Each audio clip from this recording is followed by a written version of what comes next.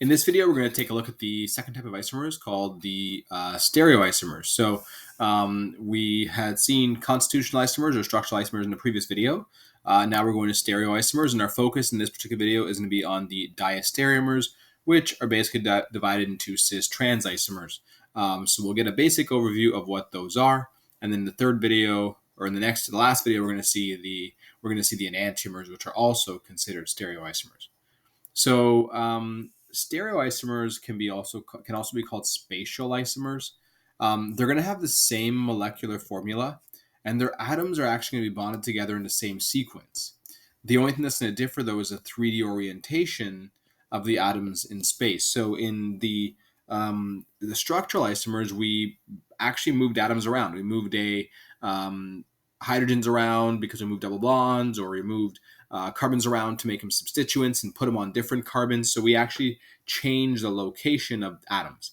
But in stereoisomers, we're not going to change the location of the atoms. They're going to follow the same bonding order and bonding sequence, but somehow you're going to have a different orientation of the atoms in space. And the one that we're going to focus on specifically are diastereomers right now. And diastereomers, they're going to happen when you're dealing with the alkenes.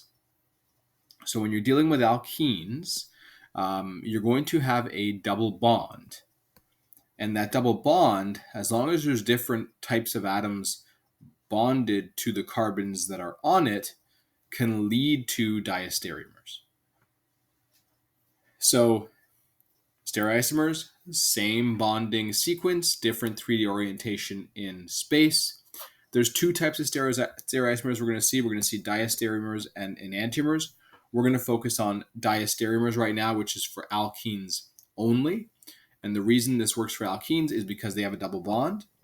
And that double bond allows you to connect the atoms in the same sequence, but in different spatial orientations, as long as the double bond is there. And the reason is that the double bond does not rotate. A double bond does not rotate. And so what that means is you have two different arrangements in space about a double bond. Let me show you what I mean by that. Suppose I have a double bond over here. I'll put two things on it. I'll put X and Y, and then the rest will just be H and H. X and Y, you'll notice they're both facing up here. They're both sort of on the same side of the double bond above it. Another way to have drawn this would have been like this. X here, Y here, and H there, and H there. Notice that in this case here, the X is up here and the Y is down here. So you have X above the double bond and Y below the double bond. These two molecules are actually different. Notice they're still bonded in the same way. We still have, on this carbon, we still have the X and the H, just like we had over here, X and the H. And over here on this carbon, we had the Y and the H, just like we have over here, the Y and the H. So they're bonded in the same order or sequence, but the arrangement about the double bond is different. Here the X and Y are on opposite sides, and here the X and Y are on the same side. So same side, and here they're on opposite sides. And the reason these are considered two different molecules, because this double bond is pretty strong and it doesn't rotate. You can't spin the molecule around. So for example, if I had this, let's say I had a single bond here. And so here we'd have H, H, here H, H, here I'll put X, and here I'll put Y. Right now they're both above the single bond line. But let's say I drew it like this.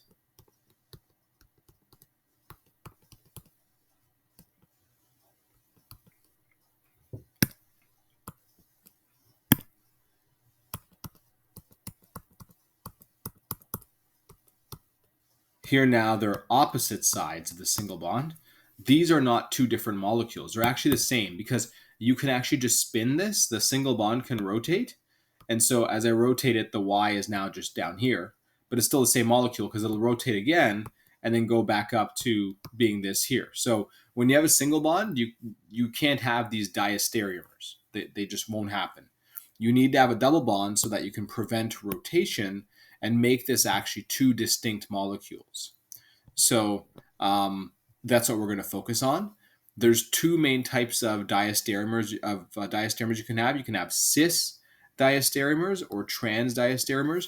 You can also represent them if you're doing more complex ones with some letters like D or Z for cis and E for trans. And it basically refers to how your groups are oriented around the double bond. So here, when I have my X and Y on the same side, whether it's both above or both below, that's considered cis. Cis meaning same. And here, when my X and Y are on opposite sides, one above, one below, it doesn't really matter which order, that's considered trans, the opposite side. And so you can use either the E or trans notation, and cis you could use a D or Z. And there's more details to D, Z, and E, but for now, just get that they are different letters that we can use rather than simply saying cis or trans. We can use those letters instead. So what do X and Y represent? They represent larger groups. So we always refer to cis and trans as how we arrange the largest groups on the carbons that are basically connected by the double bonds. If the larger groups are on the same side, it's cis. If they're on opposite sides, it is trans. And we'll do some examples of diastereomer drawing with C4H8. So here we're seeing draw all the stereoisomers for C4H8. In the previous question we did with C4H8, we were asked to draw constitutional isomers, which means give us different bonding arrangements. Here we want to do the stereoisomers, and I'm just going to emphasize that we're focusing on diastereomers. And it simply means draw the different cis or trans versions of them that exist. And so let's go ahead and figure out how to do that. So first of all, I want you to notice that we have C4H8. This is a CnH2n molecule, which means we're dealing with an alkene. It could also be a cycloalkane, and theoretically you could have cis trans there, but we're not really going to focus on that too much for this course. We're going to focus on alkene diastereomers cis trans. So I'm going to draw this first structure out here. I'm just going to draw the general structure for a butene molecule.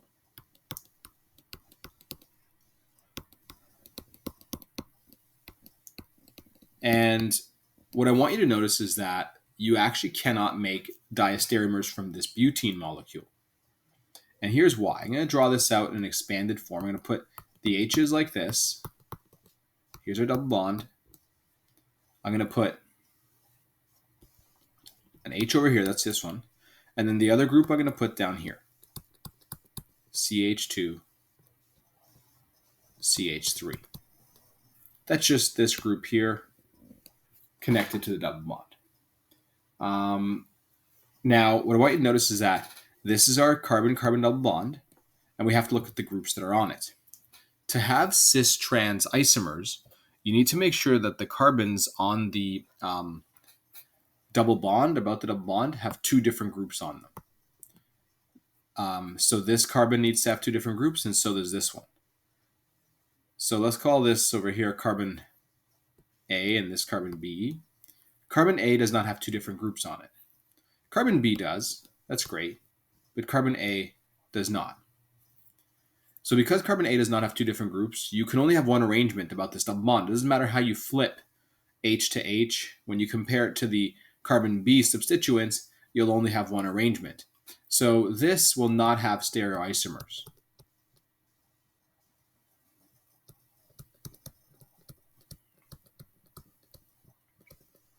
But let's try this now. Let's try moving the double bond. I'll move it here. And I'll draw this. I'll do CH3, C, double bond, C, whoops, don't need that many double bonds, just one. What am I doing there? There we go. CH, CH, and then CH3. So here I have 2-butene. This is 2-butene.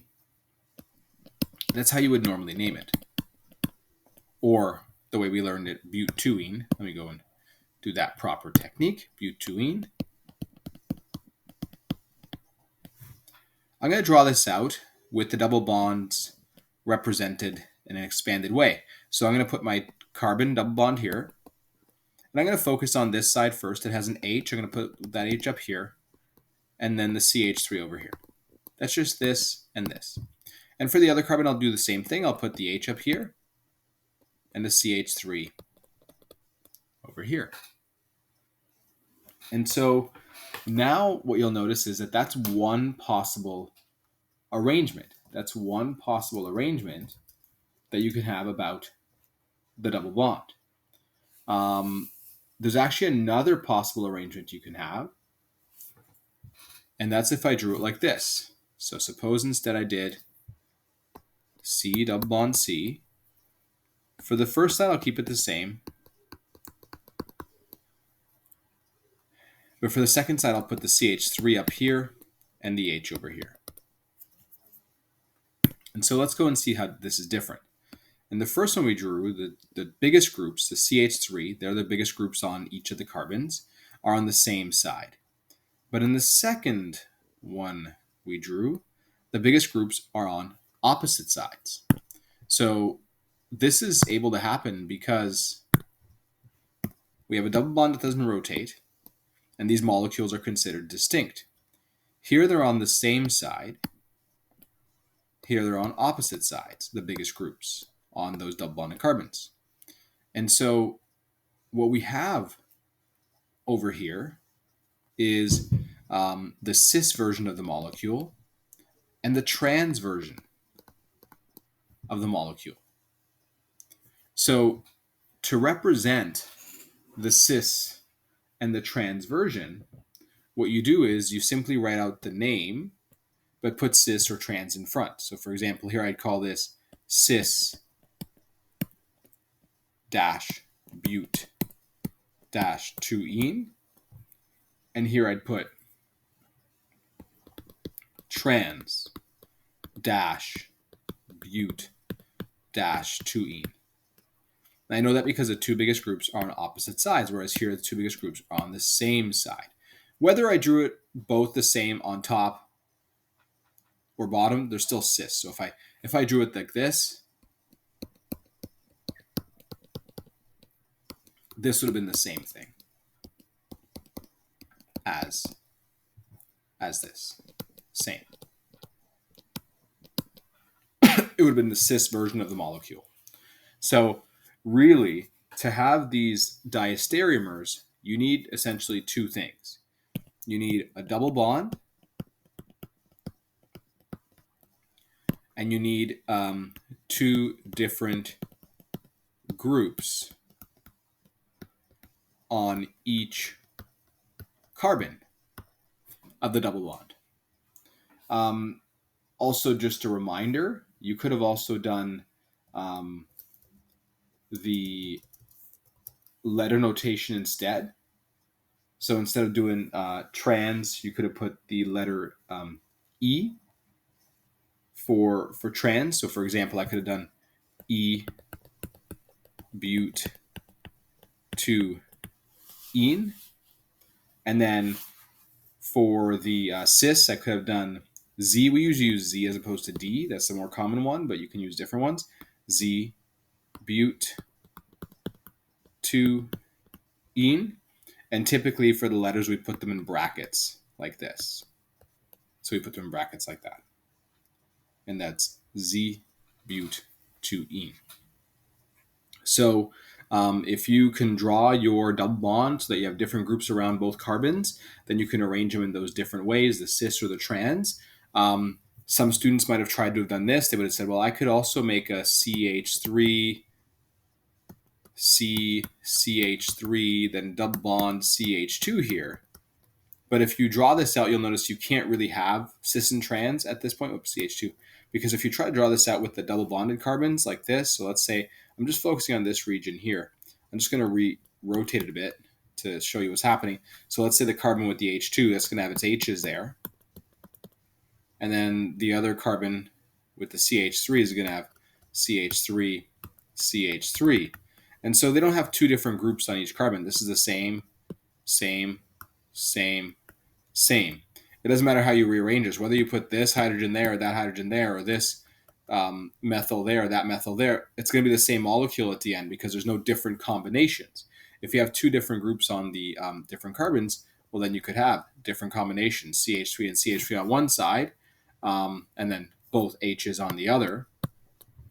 And then here's CH3 and CH3 on the other side, and both H's on the opposite side as well.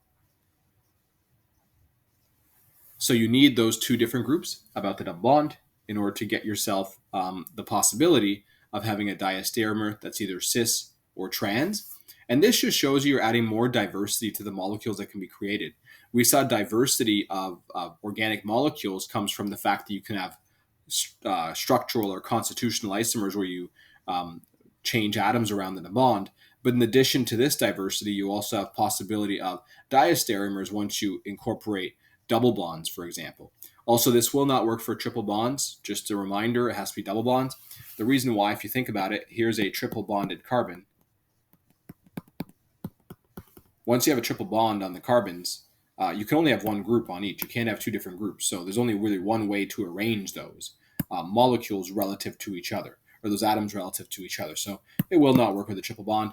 It really needs to be that double bond that's there with the two different groups. So you can try out doing different examples.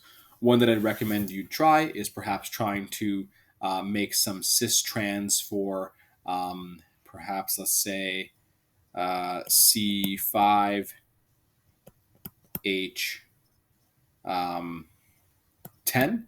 So you can try that out, and in the next video, we will do a couple examples together with C5H10 to see if we can come up with some cis trans molecules for it.